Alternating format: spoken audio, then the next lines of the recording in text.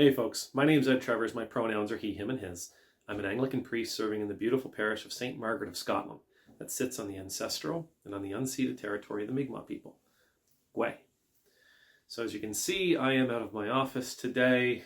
I need to be filming every day. It's kind of my goal now. And somebody is using my office for other things. Actually, there's a toddlers music group going on in the church right now with parents and babies, and they need my office because my office is the only room upstairs that has a bathroom. Anyhow, with all that being said, I'm in the office in our rectory. This video is a week late. Okay, this video is a week late. It's about Ash Wednesday, really, because there's a line in Ash Wednesday that we use over and over and over again, and that line is actually something that's echoed in Stoicism. And that line, I believe, is something that's echoed throughout Jesus's teachings to us about how we as Christians are supposed to live. The line is, remember that you are dust, and to dust you shall return. Remember that you are dust, and to dust you shall return. I don't know why, but often we take that line and we sort of see it as this, you're nothing and you'll return to nothing, or, someday your life will end, and therefore you need to be good, and you need to be repentant, and you need to be obedient, and you need to make sure that you're doing everything exactly the right way. And, Jesus does tell us that tomorrow's not promised to anybody. But after engaging in Stoicism the way I have for the last few years, I've come across a term in Stoicism over and over and over again that says, it's memento mori. Remember that you will die. Now, the Stoics had a different reason for remembering this passage. And it was basically this. One day your life will end.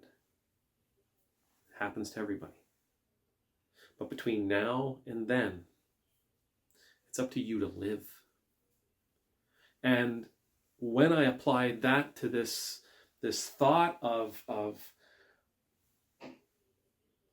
remember that you are dust, and to dust you shall return, and you apply that reminder that actually you need to live, that you only have so long to live, not so many days of life, but you only have so much time to truly live. It sort of changed how I'm experiencing this Lenten season. This isn't about giving things up, it's about embracing things. It's not about giving up chips or chocolate bars. It's not about giving up sin. It's not about giving up this or that. It's about allowing myself to truly live in as many ways as I possibly can. It's allowing myself to continue, it's forcing myself to continuously ask the question, am I loving myself in this moment? Am I loving myself in this moment to allow myself to truly live within the opportunities of this moment? Now, that doesn't mean going out and getting smashed. It doesn't mean going out and picking up. It doesn't mean trying to garner for myself and for my family all the wealth that I possibly can. Because Jesus does tell us how to live as well. We live for others. We live for love.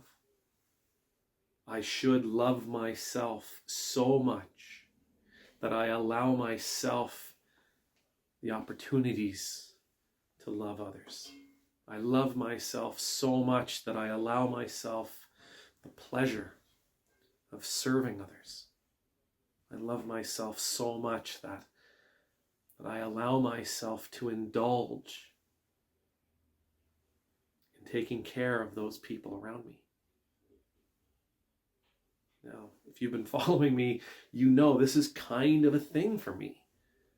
The Christian life, to truly live a full, abundant, vibrant Christian life, has nothing to do with wealth. It has nothing to do with cars or homes. It has nothing to do with the trophy husbands or the trophy wives. It has nothing to do with how holy and pious we are. It has absolutely everything to do with how we are moving through this world we find ourselves living in. how we are sharing ourselves with the communities we find ourselves planted in. Memento mori. Remember that you will die. But between now and then, for the love of all that's holy, go out and live. Remember that you are dust, and to dust you shall return. And so between now and that moment when you return to the dust, go out and allow yourself, love yourself enough to allow yourself to live. And the life that we are asked to live, the life that promises us abundance and vibrancy, that promises us purpose, that promises us our raison d'être, that promises us life eternal, is to live for the sake of those we encounter. Live for the sake of our communities. Live for the sake of those who are in need, those who need our help spiritually, mentally, emotionally, physically. This is the life abundant. This is the life of reward. This is the life of lives. This Lenten season. Love yourself. Love yourself so much that you allow yourself to live as Jesus asked us to live. Love yourself so much that you live that life every single minute to its fullest,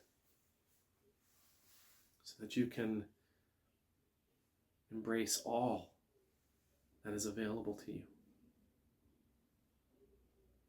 Remember that you are dust, and to dust you shall return. So get out there and live.